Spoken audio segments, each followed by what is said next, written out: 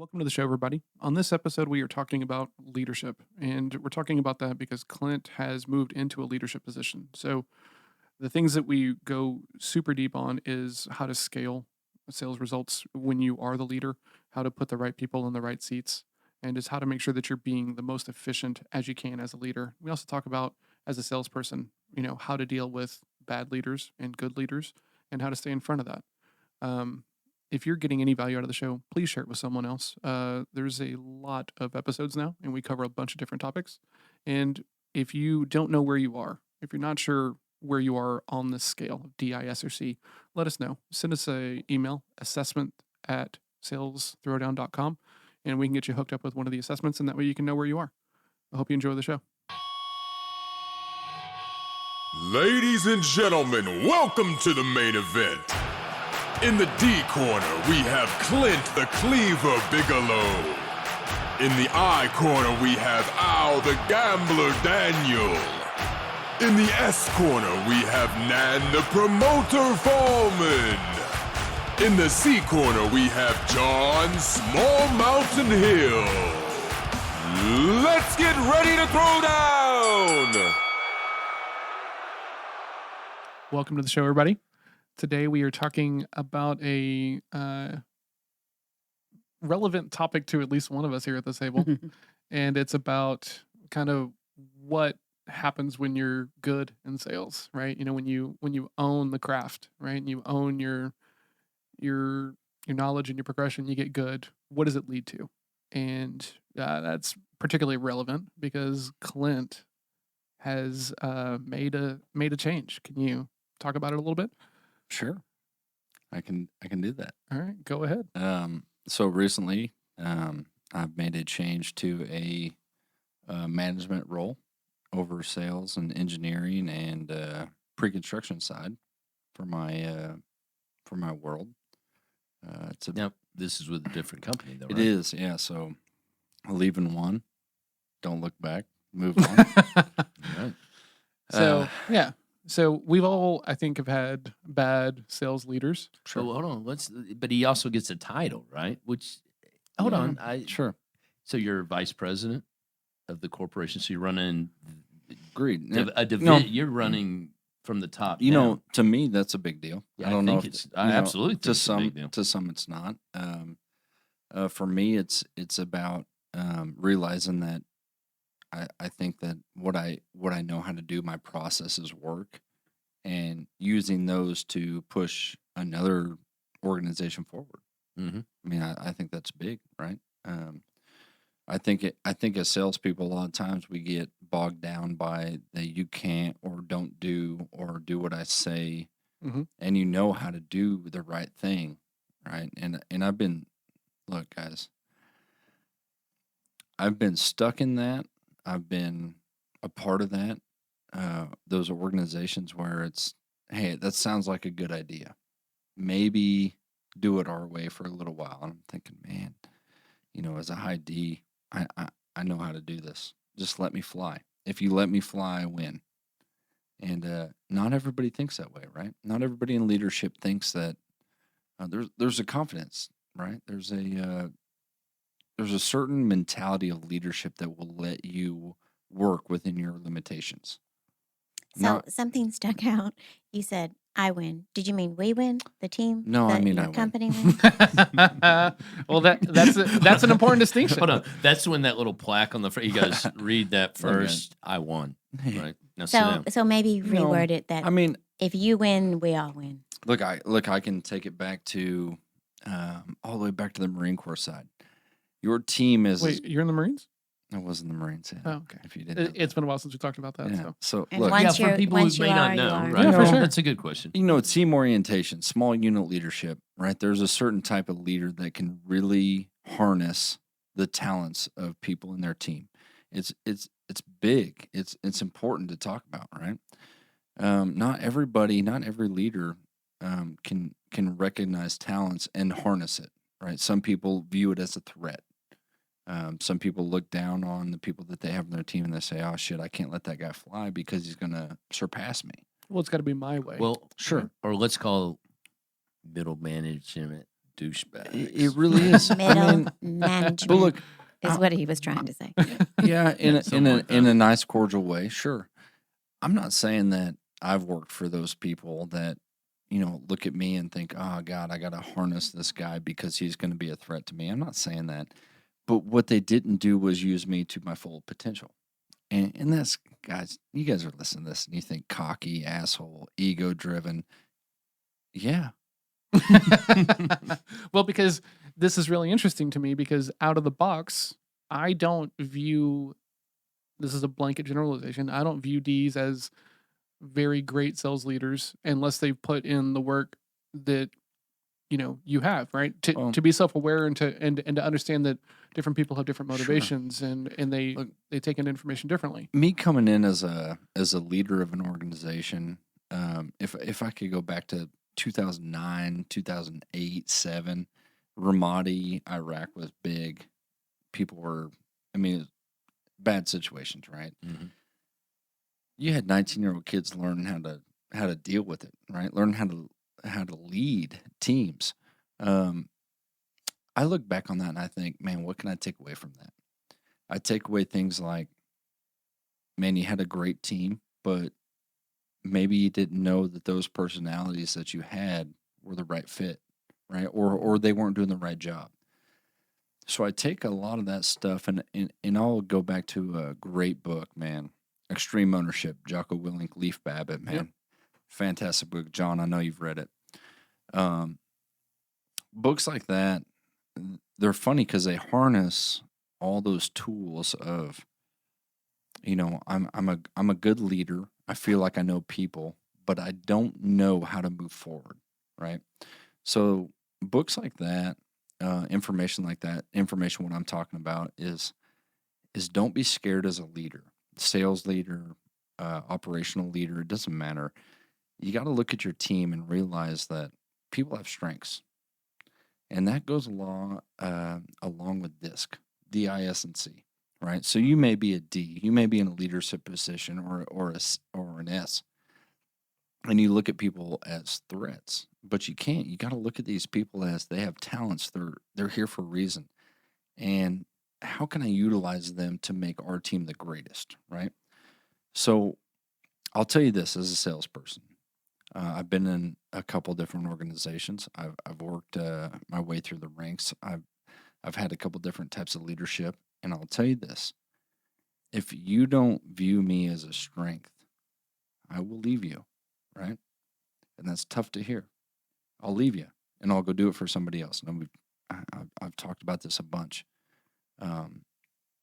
I believe in team unity. I really do. Believe in me to get the job done, and I'll do it for you. If you don't, I'll go do it for somebody that does. And I'm in a situation right now where I fought it tooth and nail every day. I did the grind, and don't get me wrong, I didn't lay down in the cut. I didn't cower away from anything. I was successful. Had 2 of the most record successful years in sales that I could have, only to prove the point that where I'm going is warranted. Mhm. Does that make sense? Absolutely. Yep. Can I ask a question? Okay. Yes. All right. So as a D, right, and wanting to win, Yep. Doesn't that kind of fly counter to this idea that if you don't see value in me, then I'm going to go someplace else? Like you don't have any kind of trigger around, I'm going to work my ass off until you do see value in me? Well, the thing is yeah, yes and no. Because I'll tell you this, I've had some of the greatest leaders to ever grace this planet be in charge of me and handle me very well, right? Mhm. They've harnessed my energy. They've put me in situations where I'm going to be successful that makes them successful. And ultimately, as a team, we're all successful, right? They realize those powers. They realize those strengths. And they also, but don't get me wrong, guys, they realize my weaknesses. I can't put that guy in that situation because he'll fail, Yeah. right? That's a big thing, right? As a leader, I challenge you. DISC is huge. D-I-S-C. What corner are you in, and what corner are you trying to hire? What's successful? Which brings up a good point because sitting where I sit, I want to know where my employees fit on that DISC spectrum. Sure. And I think as a sales leader, and everybody in my company has some kind of aspect of either contact with patients or contact with other physicians, you hit on a good point. Sometimes I don't know right off the cusp, right?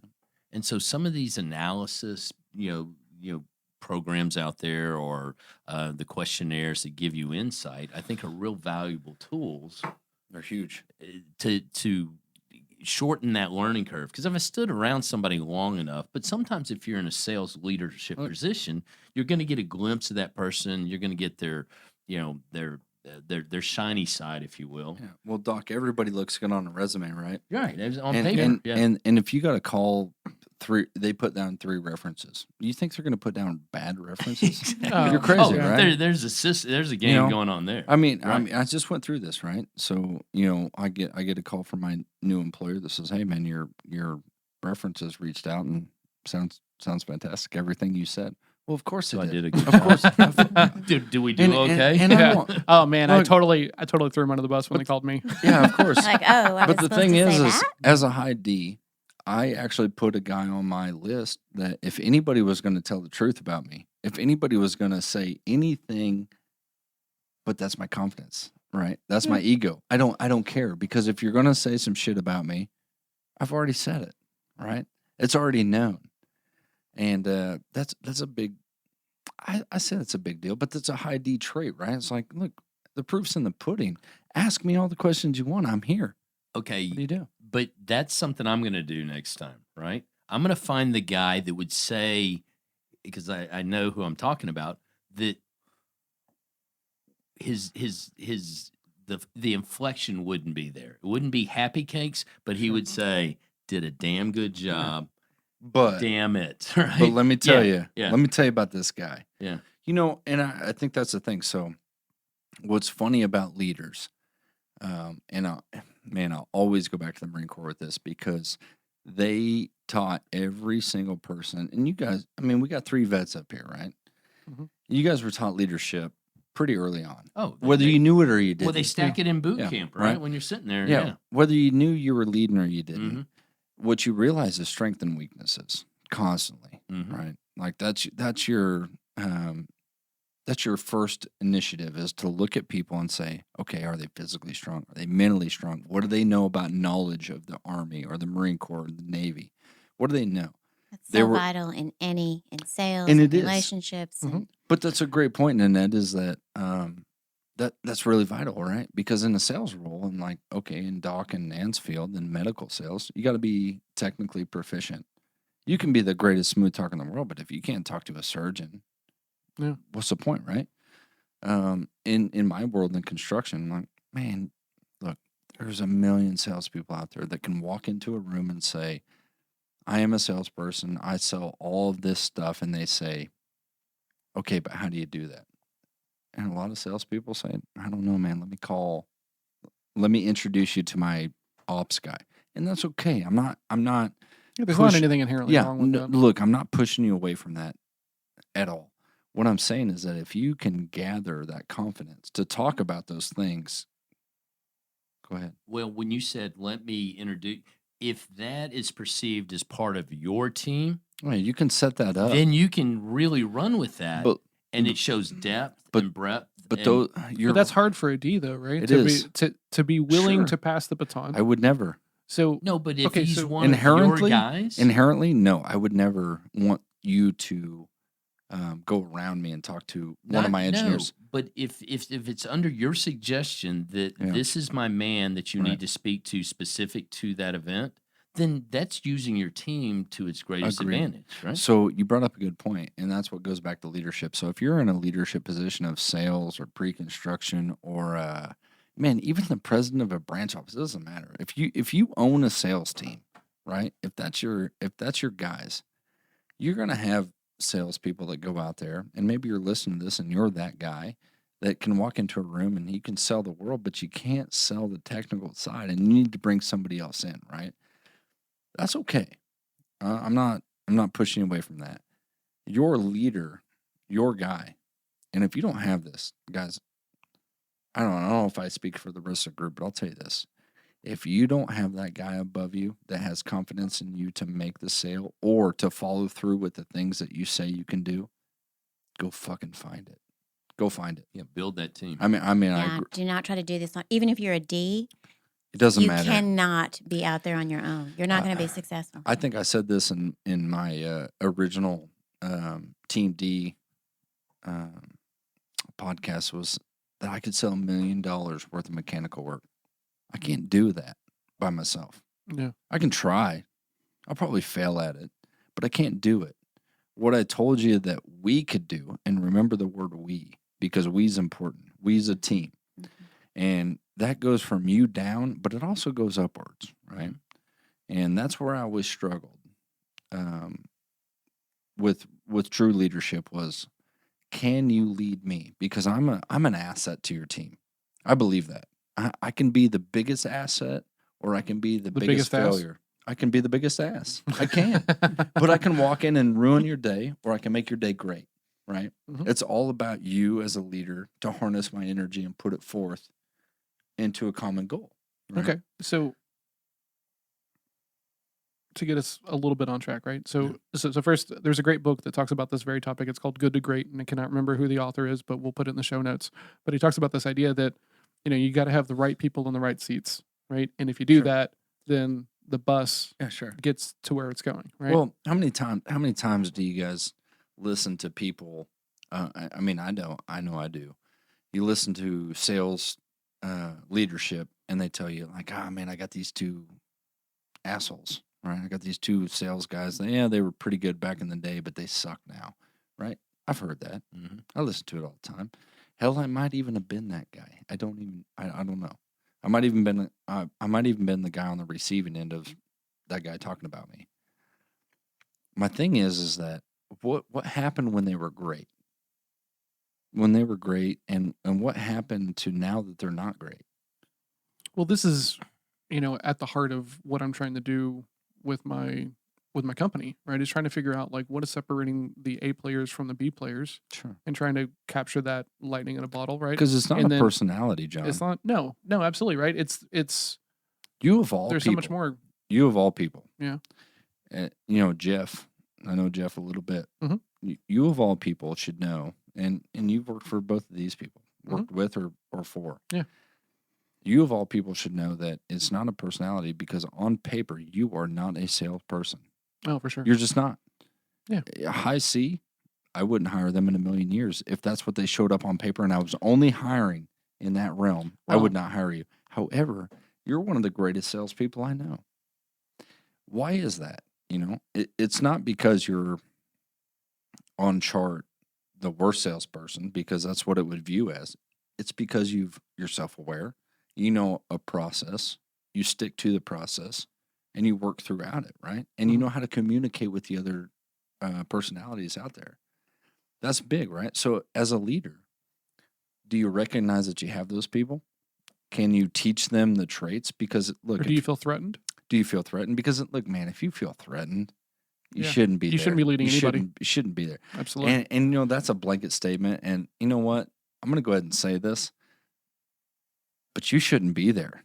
Mm. I mean, period. Yeah. I mean, I agree. really say that. So let's talk about like how this normally shows up in sales teams, but then I have some questions about you and your transition. But what typically happens is whenever there's some kind of change in sales leadership, you promote the top producer. Which is Right. the worst. Sometimes it's the worst fucking thing you can do. I'm going to say it's like 95% I the would worst thing agree. for you to I do. would agree. Because when you take the You just solo took your- producer, Yeah. right, and you're going to take him out of the field, which now puts a ton more pressure on everyone else in the field. And you've got this guy who's really good at providing for himself, right? So he can fix his own problems, right?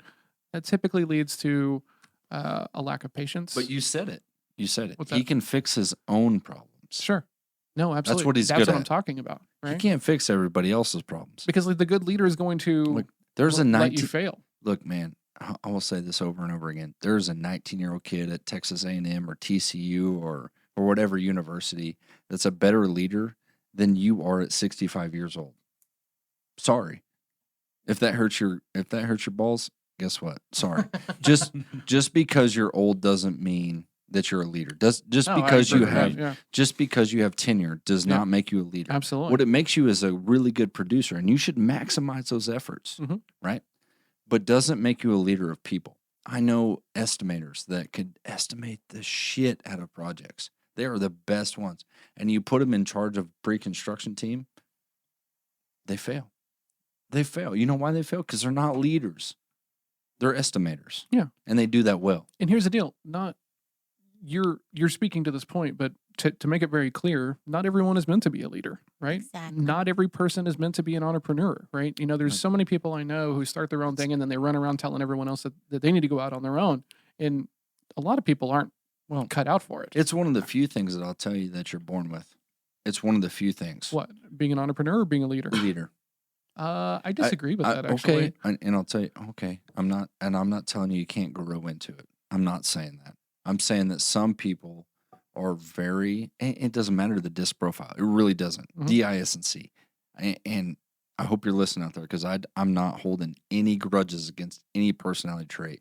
You sometimes are born a leader. You just have confidence. You know that you can get it done. You know that you can harness people's energy to make the team great. You can do that. Some people are born with that. Some people learn that fact. Some people will try to learn that fact. I'm going to tell you, if you're reading a book on leadership and how to lead, guys, you're behind the curve. I'm sorry. So okay, but man, Go ahead. I want to dig into this. Yeah. I know that's a tough thing Right. to hear. Because I think because of the work that I've done and everything else, like I have a secondary business where I place salespeople with agencies, and work with them to like make them better and stuff like that. But I wouldn't have been able to do that, 4 years ago, 5 years ago. It would have. I mean, it might have worked, but maybe not.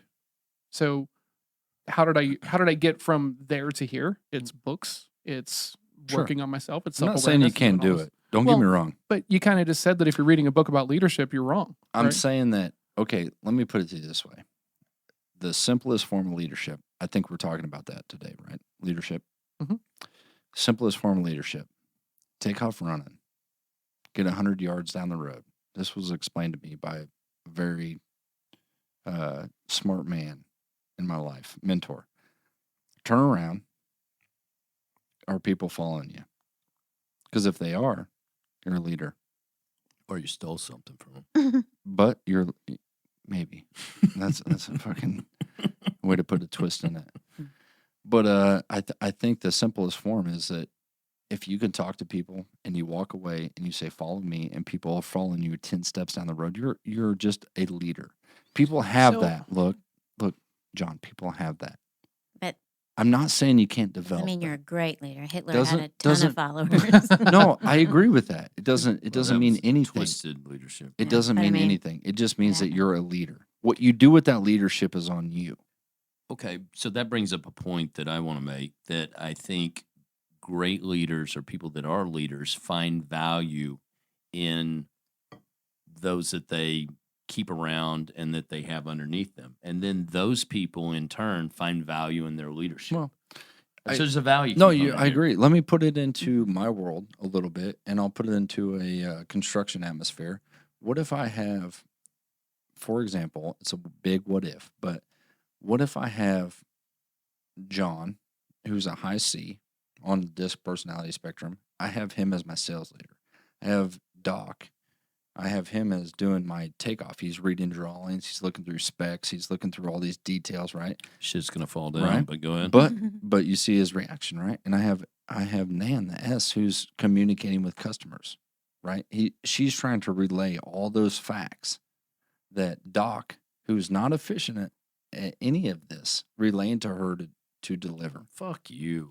I'll get it done. And maybe, Well, and this maybe is hypothetical, but think- guys. but So think- what that speaks what to I'm- is teamwork. But all I'm You saying, have to have. but all I'm saying is that's not a lose. You can win with that. People win with that every day. But However, if Yeah. I flip some trades, right? Absolutely. If I I get it. recognize the Yeah. strengths and I recognize the weakends and I put John in front of all the details and all the specs and I put Doc as my front man to talking to the customers and I take Nan, and she's the one relaying the mission of it all, right? I care about this. We want to do this for you. If I take those jobs and I You're twist them, absolutely right? No. I'm way more successful. I'm up in my chances. I'm up in my percentages. And that's what leadership to me is, right? Taking the team that you got, not firing them all and hiring new people, Agreed. but taking the leadership and putting them in the right spots. Okay. Mhm. So I agree. you're coming into a company that's new to you, but the company's been around for a while. Correct. How many people are you going to be working over? I think it's 12. 12, right? Yeah. And it's 12 salespeople, or No, it's what's the mix of that? It's sales, it's estimating, it's engineers, it's takeoff people, it's BIM coordinators, 3D modelers. You know, It's Okay. a mix. All right. So how many of those people are salespeople on that Two. team? You think Two. two salespeople, Yep. and then everyone else is kind of back office And essentially. I'm here to tell you, even if those two guys are listening out there, I'm gonna have a challenge with these guys, right? Yeah. Because they've never had a process. Well, there's that. They don't know you. They don't know me. And let me tell you, So age is a big thing, right? They're older than me. So what's that? What does that first week, that first month, that first 90 days look like as you trying to get in there, figure everything out, establish your, Well, for lack of a better term, establish your authority, Sure. right? As someone that they can rely on and lean on. you're and talking. trust. You're talking. You're asking the same questions during my interview, right? And my answer to both of you would be, well, let's establish strengths and weaknesses. And how do Let's you do that? DISC is one. So are Yeah. you gonna I Find mean, profiles? absolutely require everybody to take a DISC personalities. I mean, like it. you can't, and it's not about, that's a portion. That's a Yeah. 1%, Mhm. right? Absolutely. Because There's now so I- much more. Because now I need to take what you say you are on paper, and I want to bring you in one-on-one, right? And I'm gonna absolutely require every bit of this. Here's your DISC personal. You say you're a high I on paper. That's great. Bring you in one-on-one with me and say, okay, do you like your job? Are you passionate about your job? Do you even like to be here? If not, what don't you like to be? What about it makes you angry coming here every day? Do you expect these people who don't know you, right? You're new in this role and you're just forming these relationships. Do you think they're going to be honest with you? Do you think that someone's going to be like, okay. I don't really like my job? Let me back up a little bit. I think the first step is to create a common goal between the team. And I miss that step. So I think the first step is to create a common goal. And everybody's involved, right? What are we trying to do here? What's our daily goal? What are we coming into work for every day, right? If this is the goal that we all agree upon, that's step one. So you said we all agree on. Yeah. Meaning, How do you get hold on, but buy-in? I was going to say, is that a buy-in, or do you collectively, like a No, commune, decide whether you're At going the to? same, but I think Have that a goal. one, I think there's a ultimate buy-in of this is what we're doing. You either get on this page or you're not. Okay. Okay, but that's not buy-in though. hold That's on. because I said so. That's step one, right? This is the buy-in. Now, how do we get there, right? Because let me tell you, Okay, that's fair. go back a little bit to the military side of things, and I'll tell you this: there was always a goal that we never agreed upon. There was always a goal that I didn't agree with. I didn't want to go do that. That wasn't cool. You put my ass out to the wind. That's not something that's just easily swept away. Yeah. Right. Yeah. right? Yeah. But you start giving me facts and saying things like, well, here's why we're doing it, right? Here's what you're doing this for.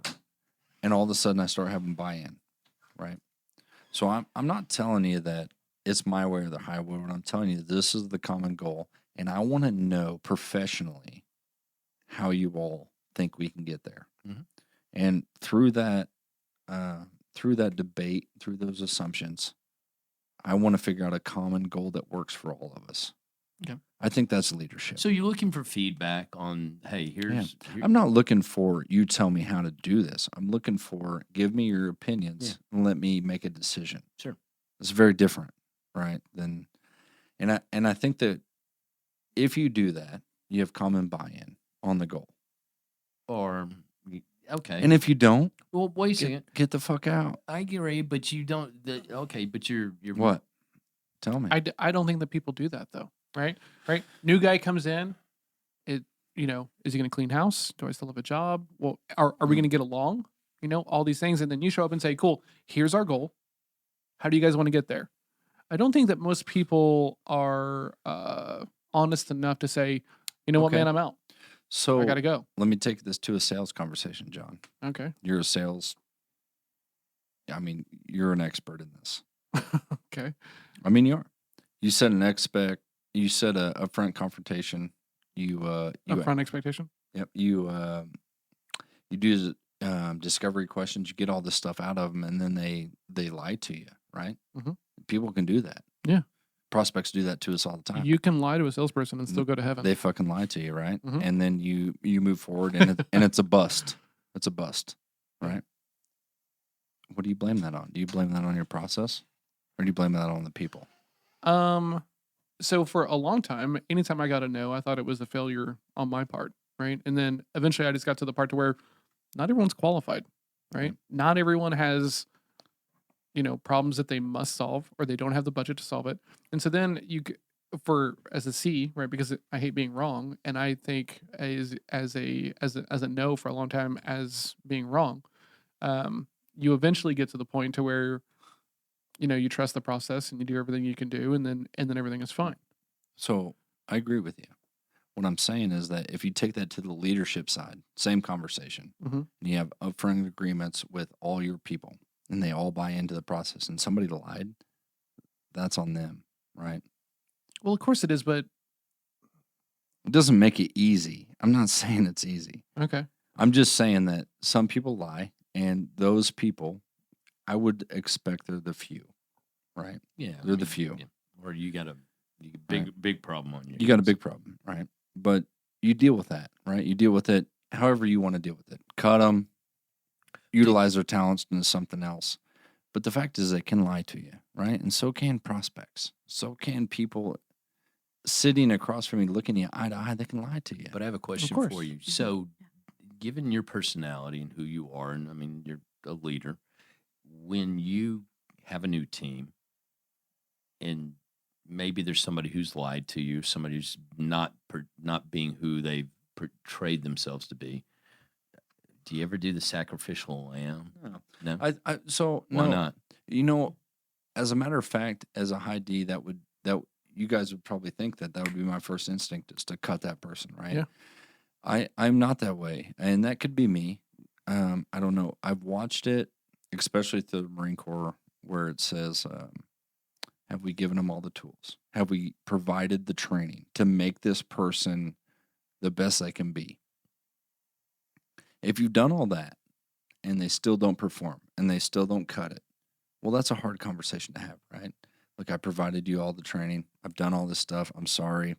I just can't have you on my team. You're just not cutting it. You're not cutting the mustard. Mhm. See you later. Mm-hmm. That's a lot easier to conversation to have after you provided everything that you could do Oh, to push absolutely. that person Yeah. forward. Mhm. But it doesn't go far from the tree of prospects. It really doesn't. In the sales conversation, if you have not qualified or not trained your buyer, Oh, okay. Yeah. you see what I'm saying? Mhm. So, like, There's that calmness that happens whenever you know that you did everything you were That's- supposed to do. that's right? what I'm You asked saying. all your qualifying questions. You talked about budget, Exactly. and it all lined and up. So- we so have I an know example of that. this conversation is a lot about leadership, but it also relates really well to Frontline sales. Yeah. frontline sales. Absolutely. So, if you went into your prospect and you've done all the things that you can do, and you've qualified them or not qualified them, and look, guys, people are going to lie to you. It happens, right? But they're 1%ers. Don't fucking worry about it. Don't put that on your map. But Don't worry about those. they're people. not lying to take away from you. They're lying to do better for Self-serve. themselves. They're self-serve. Yeah, right. And they probably told the lie to themselves, right? Yeah. I mean, I don't think it comes with true malicious intent, Sure. because they just aren't fulfilling Yeah. that vision that they had In in many cases. That's the thing with leadership and with sales, is that you can walk people down your process and people will buy in or they won't, right? And if they don't, you can't do business with them, right? In sales, you own the no, right? I can't do business with these people. They don't fit me. They don't fit my process. That's a big struggle for a lot of people. Depending upon the size of the company, though, right? What do you mean? Why does it matter? Well, because in larger companies, there's Unions. Well, yeah, I unions, mean, right? you I worked have at AT&T, protected employees. and there were Mhm. unions for sales reps, and the only people who really wanted to be in the union were the people who were never hitting their numbers. It was really Don't say really that. But no. I'm being honest, right? Okay. In my experience, hold on, let me back up so that way, Raise your voice no when one, you say that no to one, me, no one please, adds me, right? again. Hold on. In my experience at AT&T, and that's the only union I've been around, the only people that were really invested in the union were people that wanted the ability to call upon it to save them. okay, let me ask So- you this: as a high C, did you not have a process that it took to get somebody gone? I wasn't a leader at AT&T. Okay, I but was if okay, let's But just it say was really hard. It was really hard to get rid of bad performers, right? The bigger the company, the more Agreed. red tape is involved with that. let me ask you a real leadership question. Okay. If you were a leader, which Okay. I didn't mean that to bust your balls. I'm just saying in that He is a situation. When do you leader. know? are a I was leader. gonna say, how else would you take that statement, Clint? I mean, Oh, No all of offense. us like, man, what? You're a leader now. No, I'll let Well, it go. thank you. Yeah, keep going. He's a leader now. And So tell me when you guys are done. no, No, if you What's the you- question? I do want to hear. it, but 'cause I if am you're intrigued. a true leader in that situation and you see somebody failing, right? Have you done everything? Have you done everything you could do to really make them successful? Because that's the ultimate goal, right? Is to make your team successful. And if you're a true leader, you don't give a shit about you and your quota. You give a shit about your team and your quota. absolutely. I mean, but you also, as a salesperson, give a shit about your company and your sales quota as a team, not you. That's a big revelation to some people living out there. I mean, Say I that believe again? that. So, as a leader or as a salesperson, you have to believe in your community and your company and your team, and meet the quota of the team and the company, not you, not you, not you. If you're trying to sell $10 million because that's your personal quota and that's all you're going to do, that's weak sauce, man. So can I ask you It a just question? is. Yeah. This is a question, honestly, for everybody, and I know what Al's answer is going to be. But do you think that if Thank you, well, sorry, I'm Then making I, an don't, then I assumption. don't have to answer. Okay, So, you yeah. don't have to. If you're a sales leader, should you also be selling? Everybody. Yes. Yes. I disagree. 100% yes. Why do you say that? Because I believe that some people will believe in you as a leader to get the job done.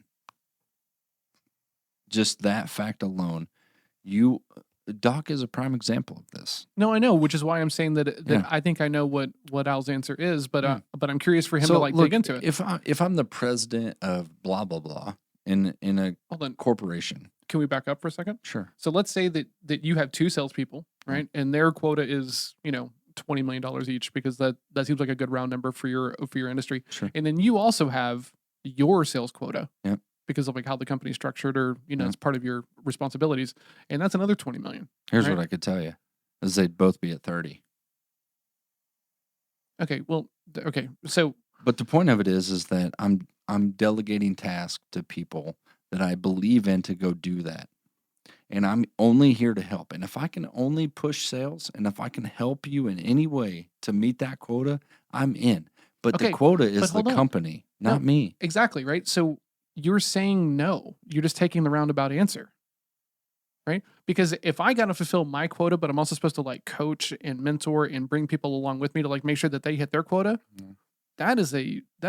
that's being stretched and pulled pretty thin. But he just said that we're looking at the totality of the quota, Yeah. right? No, what does right, it take hold to on. pay bills? That's what I'm saying, right? I think that's how I see it. I think that as an organization, right, if you're gonna promote a sales leader, you give that person the goal and say, look, this is what you're responsible for, and it's on that person to say, if I can't fulfill at this level, maybe I need 7 salespeople. absolutely, right? Right. Yes. Because like maybe the quota is 1.4 million, right? Right.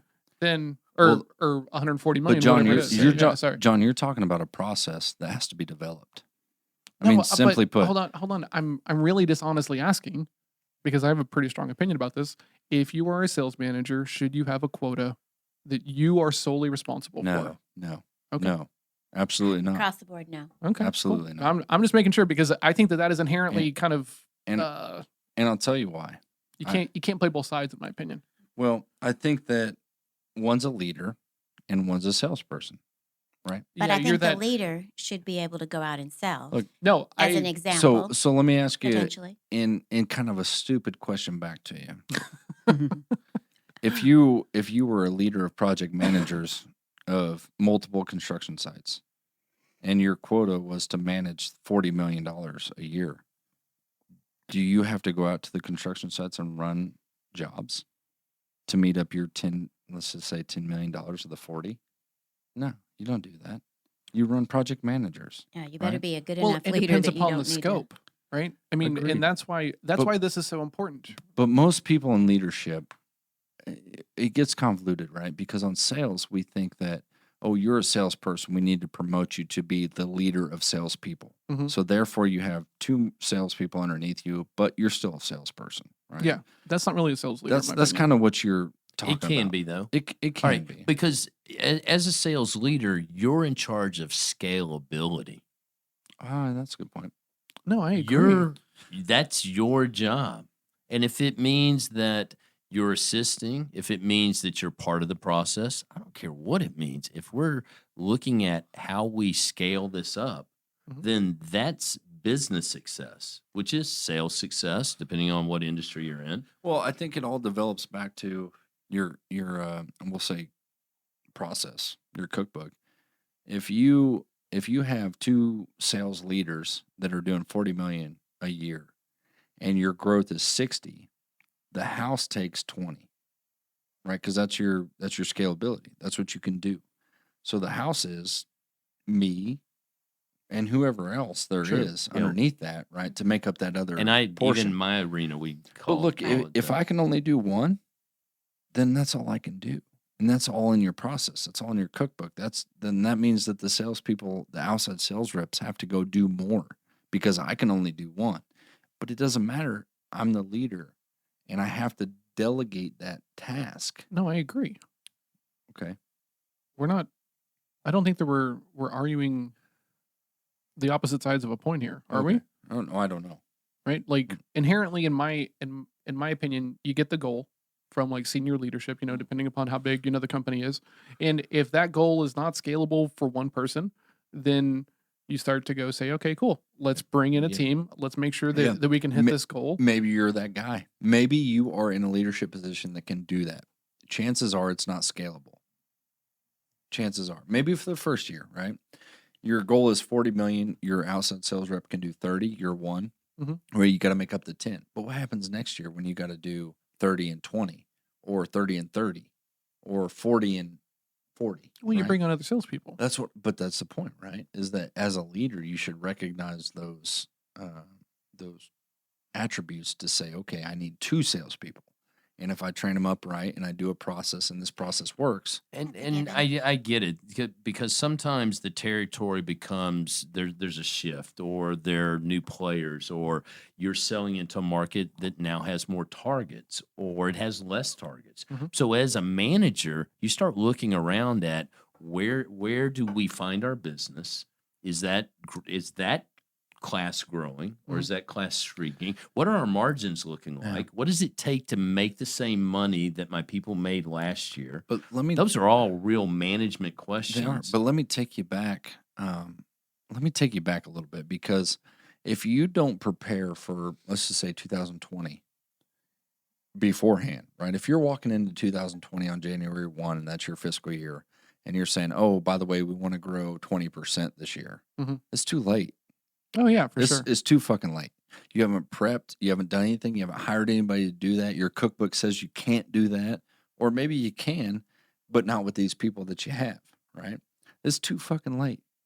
It's a quarter before, 2 quarters before, maybe even a year before. Right? Oh, absolutely.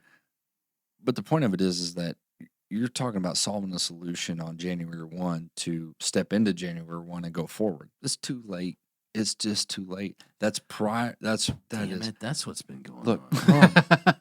All right, That's so why you're only making 60. 7 P's. Prior proper planning prevents piss poor performance. where'd you hear that?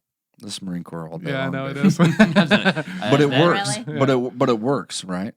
So like if you are walking into the day that you need to do something, Mhm. a sales conversation, planning for the next fiscal year, it doesn't matter, man. It's a day-to-day thing or a fiscal thing or a quarterly thing. If you have done nothing to prep for those days coming up, you're failing. You're done. You're wishing, you're hoping, you're fighting the everyday battle that we all hate to be in. If you can go back and you can prep for it, leadership, sales, and especially sales. Sales is always a projection in my book, right? Backlog is what you're always striving for, not the day-to-day grind. Backlog is what you're shooting for. Okay, and that's inherent in your business. Yeah. Okay, yeah. Because okay. That's you know, very I'm true. speaking Because you to spoke with my some industry. Yeah, for sure. I'll give you that. I'm not selling deals that are going to No, be I totally get that. starting in a I'm year. not working at AT&T right now trying to sell the deal of the day. Yeah. I'm not doing that. I'm working for 6 months in the future trying to work correct, backlog. right? That's But my not everybody industry. is. In construction, it okay, takes a while. I agree. You got I agree bigger with that. projects, I- longer timelines. I fully agree with that. If I'm not, if my annual quota is $40 million a year, and I'm not walking into the next year with $12 or $13 million in backlog, I'm already behind the curve. You want to explain what backlog is for people who don't know? So backlog is anything you sell in your fiscal year, right? In your current year that will be burnt or paid out to you in the following year, Or and right? above. So backlog is really big in construction, and that gives you projection that lets you keep guys on staff, that lets you keep. you know you've Yeah. got some cash flow Well, coming that will yeah. keep everybody. So Well, so but for here's the deal, though. Hold on, real quick, and I think this is an important point because a lot of industries are not that forward focused. Yeah. Right. They're not that forward looking. So what you're doing is saying, "Cool, I've got this backlog. Right. I know that for the next year and a half, we've got enough business to warrant." if I sold $0 But hold on. for the next year, I'd be good. Okay. So for everybody else that doesn't have backlog and doesn't look that far into the future, you can still kind of see into the future, right? If you're managing your pipeline and Sure. and looking at stuff and What's your trends? exactly. I was just saying, Right. yeah, there's a look back Always. that projects the look forward. Absolutely, right? Because if you're not looking at where you've been and saying, how do I either emulate that next year, given all the factors I just talked Or about? how do I improve? Well, and then how would that be better? If Absolutely. you're I not don't- asking those questions. I don't know a single industry that doesn't have ups and downs, ebbs and flows. Oh, sure. Yeah, yeah. I just don't. Look at health. I mean, Seasons. if you sell cars, you're going to sell a lot in Oh, March, yeah. April, May, and then There's you're going to sell cycles. some in September. There's cycles. Yeah. Right, you're right. So if you're in that B2B sales and you're out there and you see those ebbs and flows, how do I combat those downflows, right? And backlog for me is the way I do that. Okay. Well, it's For always me, it's planning. pipeline. Yeah, sure. And that's the thing is like maybe your cookbook says that I need to sell a shit ton in March so that when June comes along, I'm okay. Right? Well, you plan vacations. When you're Yeah, of course, successful, yeah. you use that downtime to fill your tank personally. Mhm. I mean, there's value to the whole cycle. but you can't do that without data retention. And you can't do that if you're Now you're not speaking my language. successful Yeah. during the times Agreed. that you should be successful. Oh, I mean, this is going to resonate with you really well, John. is Resonate? with no G. No fucking G, people. I changed it. Yeah. Hey, look, my Scott County's coming out. Resonate. Look, Oh if my that God. resonates with you guys out there as a high C, look, you will be able to map this out, right? You will be able to put this on a chart in an Excel spreadsheet. I promise you, you will see your downturns throughout a yearly sales cycle, and you can literally prepare for that, Mhm. right? And look, let me Like tell you, a nice vacation. dude, I can tell you, there's months out of the year in construction. I'll tell you, July, August being two of them. July, August, January being the third. That I don't expect a single sale. I just don't, because that's not what the industry tells me I can do. Mhm. The industry tells me that everybody's coming off vacation in Christmas and they're not going to buy shit till February. Right. And in And I also know in the summer months they're going to go on vacation. and like in the medical field, it was so funny that we're talking about Sure. this today. Just today, one of my lead neurosurgeons was like, Nanette, we're about to get slammed. And I was like, oh my gosh. Oh man, I remember And it's that. the truth, you know. Well, to once- relate that to everybody out there, because we live and die by deductibles and out of pockets, right? sure. For some of the bigger procedures. End of the year rolls End of the up. year, there people are like, hell, I'm already this close. I might as well So- have that Oh, procedure. So my question always is Are you a 12-month sales cycle or are you an 8-month sales cycle? Are you a 6-month sales cycle? Because if you're a 6-month sales cycle, be honest with it. Yeah. And earn it. Use it. Right? And Go Right. use that use shit. that. Know Use your- that you- as know your your leverage. niche. and everything that comes in those off months is a fucking bonus. Absolutely. I mean, I believe that. So I will tell you that the company I work for, we had a chart posted on my wall outside my door and the VP's door. We shared walls together, right? And on that wall was a sales chart. We had a sales chart that said we're going to do 25.5 million this year. We're going to do it, and that means we're going to do 2.5, 3, right? That I made a graph on Excel and I printed it out every goddamn month Mhm. because I wanted to see where we're at. And those months weren't, they just, honestly, they weren't accurate. I wish I could have been more accurate with it because that 2.5, $3 million this month, that wasn't accurate. That was a wish. That was a hope and a dream. Because you didn't have data to back it up. We didn't. Mhm. If I did, it would have Only- went like this. It would have went 2.5, 1, 0, Zero. Yeah. 1, 2.5, 3. Mhm. That's real data. Mhm. That's something you can scale on. That's something you can build a business on. Mhm. That's what we're looking for. And you only get that by data retention and processes. Man, are you sure you're not a C? I'm a C today, motherfuckers. So Nanette's been like very that. quiet, right? So far, I mean, we've been dominating the conversation. So as an S, I've had a couple comments. no, you have, right?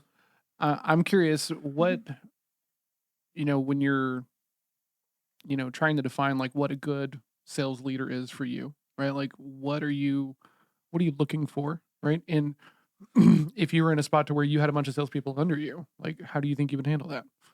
Respect. To me, it's all about respect. You have to earn. You have to earn the privilege to train someone, and that's what leadership is to me. You're training someone. You're showing them the direction that you all want to go. Mhm. And if I don't respect you, then I'm not going to follow you. But I'll figure it out by myself, and then I become the leader. So I think it's really important. So as I'm listening to Clint, I'm thinking, well, he's a leader because you don't get to divert from where he is. But apparently, he's earned the respect. Do you think you have? Yeah, I mean, I will say this. We going. You want to ding ding it there, Paul? Because throwdown time. Oh man, this is quick. Yeah. So we're going to talk on this throwdown leadership and sales because they go hand in hand, right? They You have they to really have do. leadership They if really you're- do in my book. Right. If you cannot have the hard conversations with your team and or your prospects, you'll never get past the step that you need to get to. And you might be successful 1 out of 10, but listen, you're a 10% hit ratio. You're winning 10% of the time. That's not good enough in my book. And God damn it, if you're a D out there, 10% is just not fucking good enough. It just isn't. I don't care what industry is. Look, guys, we can talk about this all day long. If I cold call 1 million people and I hit 1, I'm successful. Look, I'm with you. It's not efficient. It's not scalable. As a leader, as a salesperson, go in there, find the people that you have with you. And I say with you strongly, not under you, not over you, with you. This is a freaking team. Take that team and how do I maximize the talent to get to where I need to go and maximize my hit ratio so that I'm making the most profit off my sales. That's what I'm telling you to do. And one of the ways that you do that is DISC personality assessments, not just DISC, anything. Psychological selling is huge. Psychological leadership is huge. Ask any leader in the Marine Corps, the Navy SEALs, Air Force, the Army, Delta guys. I mean, it's all psychological, right? They are dealing with people that have talents. They're putting the talents to use. That means the same in leadership as it does in sales. Utilize the talents, get to your goal. Data retention, take that data, what you can and can't do, and put it down on paper and figure out where your weak spots are and where your strengths are and maximize both, right? Okay. Al? From a leadership standpoint, I think you lead by example. I think that I agree with Clint that if you've got weaknesses, then you fill that void and you give people the tools to um, overcome those weaknesses. You show them by example, but inherently you have to understand the people that you're working with and around, and you've got to develop. And this goes back to what we spoke of earlier, that sense of ownership of your portion of the puzzle that you complete, Mhm. and that everybody plays a part, and that I can't get to it all, and this person can't get to it all, but collectively we can all row in the same direction and benefit from it. It's not at a sacrificial level, but everybody has their own level, but everybody profits, everybody succeeds, and everybody's supported. But in return, that supports a two-way street. You got to give it back to me. Mhm. And if I'm not feeling that, then I'm showing you I'm giving a lot, but I'm not receiving much. So when you look at all of these things, you have to be honest. You have to have those tough conversations when things aren't going right, and you have to have the data that supports your success or your failure. Oh, okay. Nanette? So, my analogy that I think of with leadership is coaching. And I remember when my boys played t-ball. This might sound silly to y'all, but so there were coaches, on one team that would tell the little kids would walk up to and with swinging their bat, don't strike out, don't strike out. Well, that's in their head. And then, these little kids are like, oh crap. Or you can say, hit the ball, keep your eye on the ball and give a positive. I think, and I know that's super S, but I think it's true. I think in leadership, you will create how you speak to that person, what you bring to that person. And I think it spills over into sales, the same thing. You've got to create a positive with the person you're leading by Ok- by being positive with them. Okay. Wow. Um, hmm. So to me, I think you have to really kind of do some work on yourself, right? And Clint is a prime example of this. Like I think that if we were having the same conversation 2 years ago, I think that a lot of Clint's answers would be different than they are today. And I think you need to really not just look at the surface of people, right? You got to go deeper, understand like how they're motivated, what they're trying to do, what their goals are, Mm. and then just make sure that that's aligned with what you're trying to get them to do, right? Because if you're trying to get someone to be an A player but they're happy being a B player, you know, you're not going to get very far. So, in my opinion, as a leader, you got to make yourself available, right? You got to go on calls when they want you to. You got to be coach. You got to be able to have the hard conversations like Clint talked about. Mhm. But I think it's um, the analogy we talked about earlier of whenever I finish a sales call and I've done everything right, I followed my process and everything is good. I covered the important stuff. I'm fine afterwards. Like this, like calmness. It's like okay, I missed something because it was just too easy, Yeah. and it wasn't that easy. I just followed the process. I think that happens as a leader as well, right? Mhm. Because like letting people go is miserable, right? Like it's not fun for anybody. But if you have done everything you possibly can, right? Were they given the right tools? Did you work with them? Did you do everything you possibly could? And this is the last ditch effort. Then that's different than just being like, screw this guy. We got to let him go. Yeah. So, Yeah. To round this out, I think that leadership, all the traits that you're talking about, all of us talked about, are going to really go heavy handed with the sales conversations that we need to have with our mhm, prospects, right? So whether you're leading a team or you're trying to lead a prospect into a common goal that you have, they're a very similar conversation. They're tough questions. They're not comfortable, right? They're tough to ask. But what you get out of those tough questions is honesty a lot of times. mhm, And look, you're not going to get honesty 100% of the time, but you're upping your percentages. And we say that on yeah, this a all the lot. time. If you don't ask the questions and you don't talk about it, you're zero. Well, if you don't set expectations, right? Sure.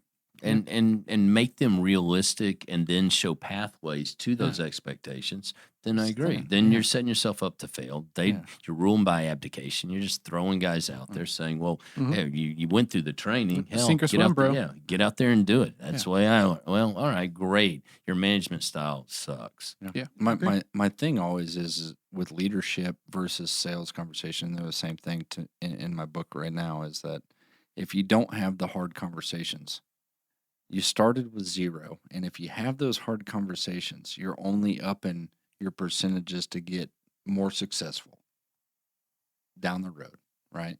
If you never have those conversations, you're flatlined. You can't grow from there.